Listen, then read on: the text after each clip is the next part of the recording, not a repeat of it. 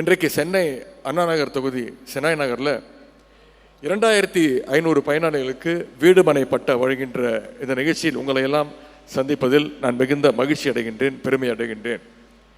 ஏற்கனவே நம்முடைய திராவிட மாடல் அரசு எடுத்த நடவடிக்கையின் காரணமாக மாதவரம், சோழிங்கநல்லூர், திருவொற்றியூர், ஆவடி போன்ற இடங்களில் நானே நேரில் போய் மக்களுக்கு இந்த பட்டாக்களை வழங்கி வருகின்றேன்.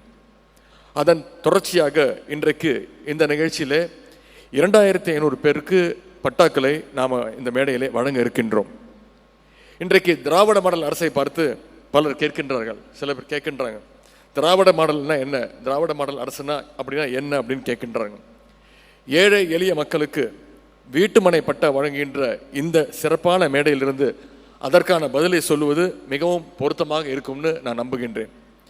இன்னாருக்கு மட்டும்தான் இது அப்படிங்கிறதுக்கு எதிராக எல்லோருக்கும் எல்லாம் அப்படின்னு சொல்றது தான் உண்மையான திராவிட மாடல் அரசு.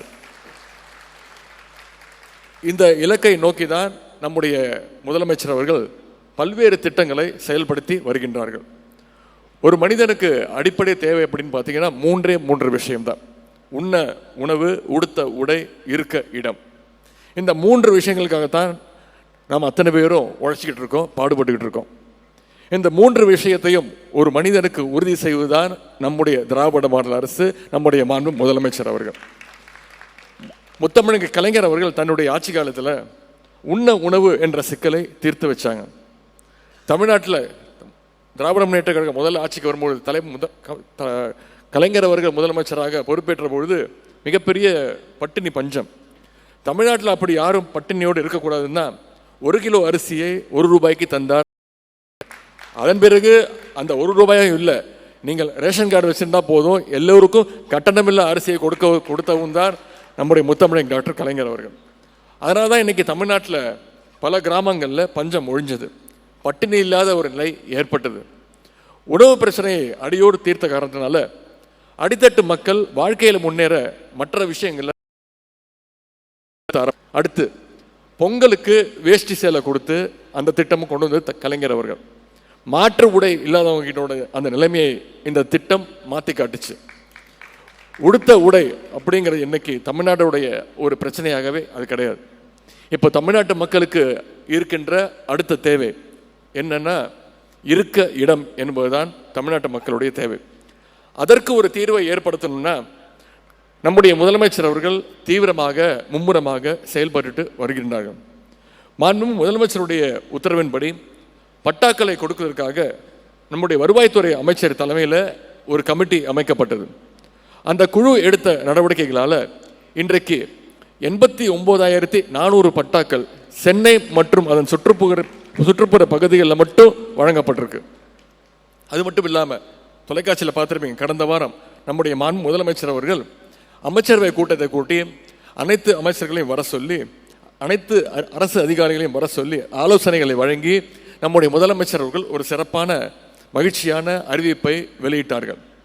அது என்ன அப்படின்னா, தமிழ்நாடு முழுக்க இருக்கக்கூடிய நகர பகுதிகளில் 86,000 பட்டாக்களை 6 மாத காலத்திற்குள்ள வழங்க நடவடிக்கை எடுக்கப்படும் அப்படிங்கிறது தான் அந்த செய்தி. இதை வெற்றிகரமாக செஞ்சு முடிக்க மாநில அளவிலும் மாவட்ட அளவிலும் குழுக்கள் அமைக்கப்பட்டிருக்கு. சென்னை மற்றும் சென்னையை சுற்றியுள்ள மாவட்டங்களில் மட்டும் ஆட்சேபனையற்ற புறம்போக்கு நிலங்களில் வசித்து வரும் 29,187 பேருக்கு பட்டா வழங்கப்பட உள்ளது. அதே போல மதுரை, நெல்லை போன்ற நகராட்சிகள் மாவட்ட தலைநகர பகுதிகளில் மட்டும் 57,084 பேருக்கு பட்டாக்கள் வழங்கப்பட இருக்கின்றது. ஏறத்தாழ 63 ஆண்டுகால பிரச்சனைக்கு தீர்வு ஏற்படுகின்ற வகையில் 86,000 பட்டாக்களை வழங்க நம்முடைய தமிழ்நாடு முதலமைச்சர் அவர்கள் அமைச்சரவை கூட்டத்தில் முதலமைச்சர் அவர்கள் அறிவிச்சிருக்கிறாங்க. இது தமிழ்நாட்டுடைய வரலாற்றை நிலைச்சு நிற்க போற ஒரு நடவடிக்கை என்பதில் எந்தவித மாற்று கருத்தும் கிடையாது. திராவிட இயக்கம் தான் நம் ஒவ்வொருவருக்கும் முகவரியை கொடுத்து கொண்டிருக்கக்கூடிய இயக்கம். திராவிட இயக்கம் இல்லாமல் போயிருந்தா நாம் இன்னும் முகவரி இல்லாமல் கல்வி வேலை வாய்ப்பற்ற மனிதர்களாகத்தான் இருந்திருப்போம். திராவிட இயக்கம் வந்த பிறகுதான் கல்வி வேலை வாய்ப்பில் தமிழ்நாடு ஒரு தன்னிறைவை நிலையை அடைஞ்சிருக்குன்னு சொல்லலாம். உங்கள் வீட்டு பிள்ளைகளை பட்டாதாரிகளாக ஆக்கிய திராவிட மாடல் அரசு இன்னைக்கு உங்கள் எல்லாரையும் பட்டாதாரர்களாகவும் ஆக்கிக்கிட்டு இருக்கு என்பதை நாங்கள் பெருமையோடு கூறிக்கொள்ள விரும்புகின்றேன்.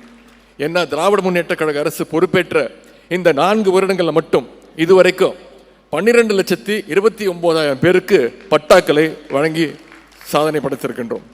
தமிழ்நாட்டில் எந்த ஒரு நபரும் வீடோ நிலமோ இல்லாமல் இருக்கக்கூடாது என்கின்ற முத்தமிழங்க டாக்டர் கலைஞருடைய கனவை நினைவாக்கின்ற வகையில் நம்முடைய திராவிட மாடல் அரசும் நம்முடைய முதலமைச்சர் அவர்களும் தொடர்ந்து செயல்பட்டுக்கிட்டு வராங்க.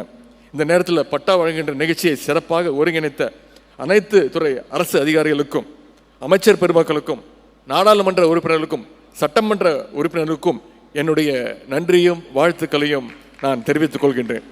பட்டாக்களை பெற வந்துள்ள உங்கள் அத்தனை பேருக்கும் மீண்டும் என்னுடைய வாழ்த்துக்களை தெரிவித்து இந்த வாய்ப்புக்கு நன்றி கூறி விடைபெறுகின்றேன். நன்றி, வணக்கம்.